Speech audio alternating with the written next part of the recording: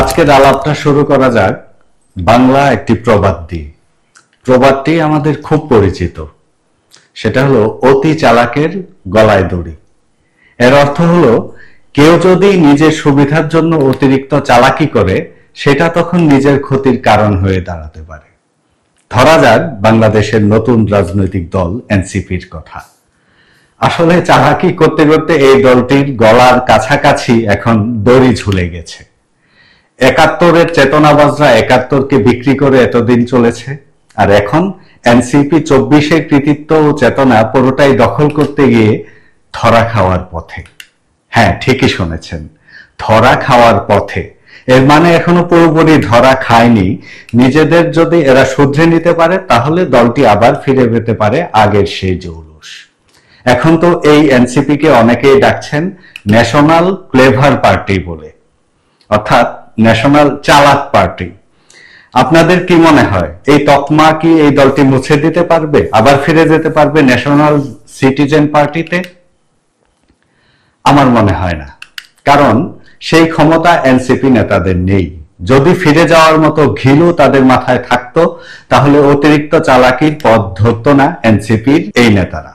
এখানে প্রশ্ন উঠতে পারে, এনসিপি নেতারা যদি নির্বোধ হতো তাহলে ২৪-এর আন্দোলনে স্মার্ট যে সব ডিসিশন নেওয়া হয়েছে সেই ডিসিশন গুলো তারা কিভাবে নিল? আমার প্রশ্ন এটাই, নির্বোধদের পক্ষে বোধসম্পন্ন ডিসিশন ও ধারালো কৌশল ঠিক করা একেবারেই সম্ভব নয়। এই প্রশ্নের উত্তর খুঁজতে গেলে চলে আসে জুলকারনাইন সায়ের প্রসঙ্গ। জুলাই আন্দোলনের নেপথ্য নায়কের ভূমিকায় তিনি তুলে এনেছিলেন সালমান নামের একটা ছেলেকে। সেই সালমান আজ ডাকসুর ভিপি সাদেক কায়েম। ডাকসুতে প্রার্থী ছিলেন এনসিপি নেতা আব্দুল কাদেরও। তিনি নির্বাচনে জয়ের জন্য বামদের কাঁধে কাঁধ মিলিয়ে দাঁড়িয়ে গিয়েছিলেন। এমন সব স্লোগান তুলেছিলেন যেগুলো ছিল আওয়ামী ফেসিবাদের স্লোগান। এইসব স্লোগানের উপর নির্ভর করে দীর্ঘদিন জুলুম চালিয়েছিল শেখ হাসিনা। অথচ এই হাসিনাকে বাংলাদেশ থেকে তাড়িয়েছিল আব্দুল কাদের এবং তার সতীর্থরা।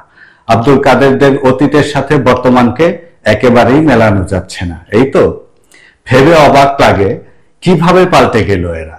২৪-এর আন্দোলনে যাদের প্রতিটি স্টেপ ছিল স্মার্ট, মাত্র ১৬ বছরের ব্যবধানে এসে এই লোকগুলোই এতটা নির্ভুত হলো কি করে?